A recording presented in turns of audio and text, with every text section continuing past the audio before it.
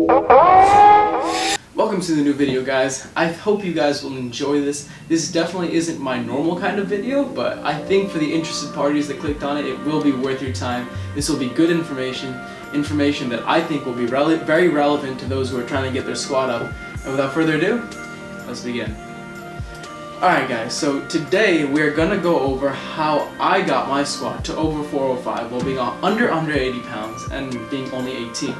Now guys, I think that this is really important to know that this video is going to be about form and technique, because training programs and the way you train your squat can vary so greatly that I could go make a whole separate video about that, and if you guys want, I will. But what works for me might not work for you in terms of training style. But what will work, or at least should work universally between us, is changes in technique, because honestly guys, this is what got my squat to over 405, and this is the very reason that I'm sitting here today making this video for you guys. So without further ado, let's begin.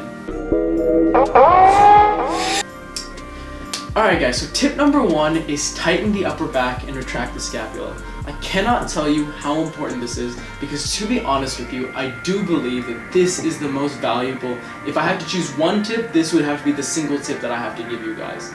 Tightening the upper back and retracting the scapula is single-handedly one of the most profound things that helped change my squat, because before I implemented the tips I'm about to show you, I was not able to get my squat over 225. So guys, the first thing is that you can do everything I'm going to show you with varied grips, but I'm showing you the easiest way for a beginner to learn how to retract their scapula and how to basically squat with a very tight back.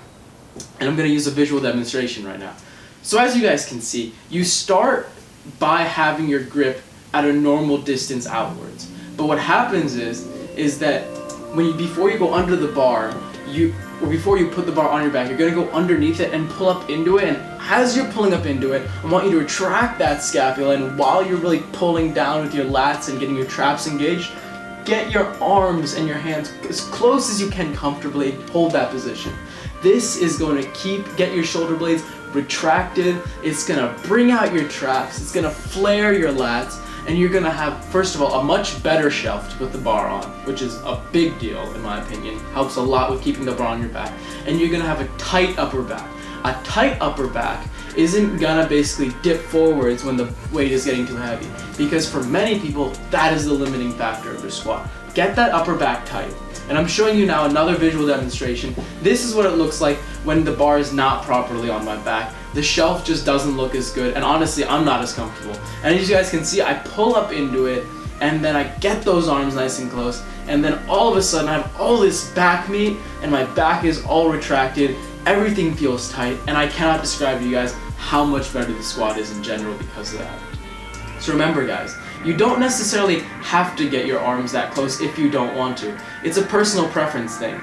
But I think for a beginner who is maybe not as attuned to their body, that trick is probably one of the easiest ways that you can retract your scapula and hold it in that position while squatting. So definitely keep that in mind. So let's move on to tip number 2.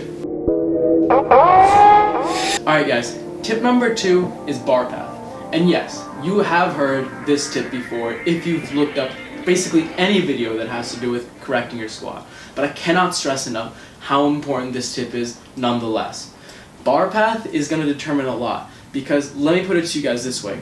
A consistent squat trains a consistent motor pattern, and by consistently training the same motor pattern, your squat is going to consistently progress. That's a lot of consistent right there, but the word consistent is important here, because by using the same technique and using the same squat style, you're going to only improve your squat because you're doing the same thing over and over again.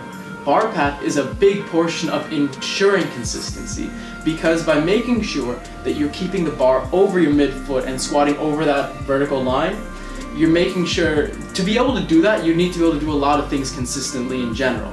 So this is a major key.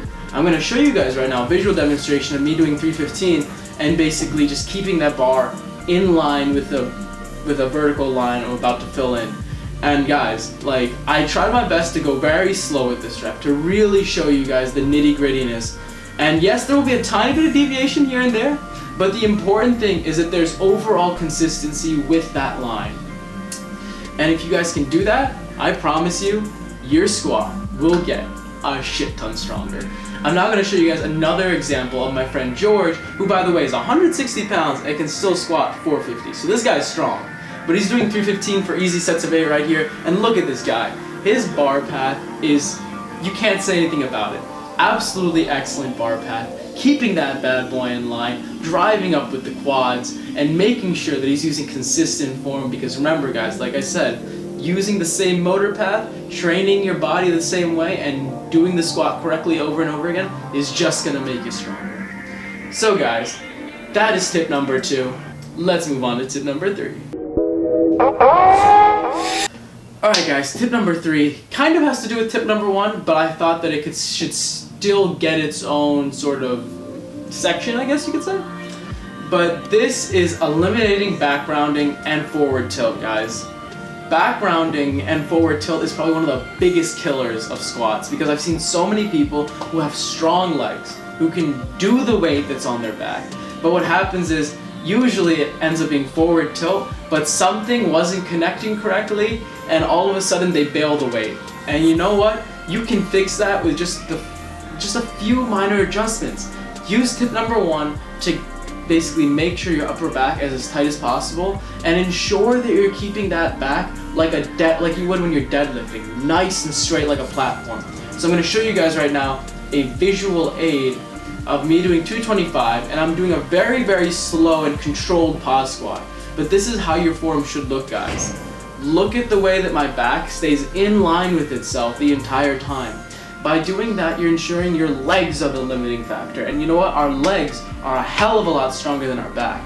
And to make sure your back stays strong enough to keep in check, make sure you're doing proper back accessories, rows, pull-ups, all that kind of stuff. And make sure you're deadlifting on the side, because that's going to get the posterior chain hella strong. And make sure you're deadlifting with that straight back form. And honestly guys, that's going to help your squat so much, because once I fixed my forward tilt and made sure that that was no longer a problem, my squat started shooting up, because our legs can handle the weight that your back can't. Don't let your back be the limiting factor. That is a major mistake. Alright guys, so tip number 4 is eliminate inward knee caving. And I'm also going to go over the difference between knee caving and knee twitch, because there's a very fine line between the two of them, and I really think it's valuable to know the difference, because one is not good for your squat and one is actually pretty beneficial at maxing out when you're using maxed out weights. So guys, knee caving is basically something that a lot of beginners I see do. It's when on the positive portion of the squat, when you're going up, your knees begin to go inwards, and not just a little bit, like a lot, like your knees begin to point inwards. That angle shift when it's pointing inwards is not, first of all, it's not healthy for your knees. That medial shift, if you keep practicing it, is going to have a detrimental effect on your knees. And also, it's just not promoting proper muscular neural pathways. You're not using your quads to their fullest. It feels like your body wants to do that because it's sort of its natural way of trying to shift the weight off, but that is not how your squat is going to get stronger. I'm going to show right now an example of my friend George, who I showed before, squatting, and you guys should look at his knees, and as you can see right now, that knee is flared out and staying in line. It doesn't have to necessarily be angled outwards, but it has to stay in line with itself. By choosing one direction, you could be either completely forwards or it could be angled outwards. By choosing that direction, stick with it. Don't have your knees point in. And a common tip to basically help fix that is, if you find yourself constantly wanting to go in, try to angle your feet out just a little bit more when you squat. What that's going to do is it's going to open up the hips more, and it's going to make it a lot harder to try and shift your knees in. It's going to make it so much harder that to do it, it's probably going to be very uncomfortable. So that's going to help your body learn to keep the knees outwards. And now guys, let's go over a small thing called knee twitch, because this is very different. Here we have this guy called, his channel is Clarence CE0, I don't know, he's pretty fucking strong. This is him going for a 661 paused back squat. And as you guys can see, epic squat, absolutely epic, absolutely amazing form, can't say shit about it. But I want to go over the small thing that he does at the bottom of this squat, if you observed it before, and I can show you guys a prime example of knee twitch and how it helps you squat. So let's look at his knees right as he comes out of the hole. I hope you you guys saw just what I saw, because if you look closely, when he comes out of the hole, his knees go from their regular shifted position to a slightly more inwards position where the knees are facing us directly. That is not wrong. First of all, his knees are not pointed, inwards. They're still pointed forwards, which is really important. But he shifted out from his original pathway, but he did this in order to get maximum quad drive out of the hole. He shifted for a slight moment, this slight twitch, if you will. And as soon as he got out of the hole, he shifted right back out and brought the weight up. And that is not wrong. That is completely fine, because when you're using heavy weight, you need to really make sure you're getting maximum quad drive out of the hole at the bottom. And using that is something that many elite athletes do, and it's very acceptable. So guys, if you find yourself going for a maxed out weight and your knees go forwards a little bit, as long as they're not caving inwards, and as long as you're still shifting back to your original position, and as long as you're remembering that that's a max weight, you're okay. Just remember that when you're going for weight and you're working on technique, whenever you're practicing technique, you tend to be going with lighter weights. Whenever you're practicing that, always keep the knees in line. And remember to always keep integral form, because like I said before, guys, I cannot drive this point home enough. Consistent form and consistent motor pathways will equal a consistently progressing squat. Alright, thank you guys so much for watching the video. I hope you guys enjoyed my 4 main points. If you guys want to see a video about frequency and how to train your squat and what I did in that realm, how to get my squat higher, I can do that, let me know. But otherwise guys, that is the end of the video. I hope you guys enjoyed. Definitely enjoyed making this kind of video, and I wouldn't mind making informative videos like this once in a while either. So let me know what you guys think. Without further ado, that's the end. Like, comment, subscribe if you enjoyed the video, and I'll see all you guys in the next video. Peace out.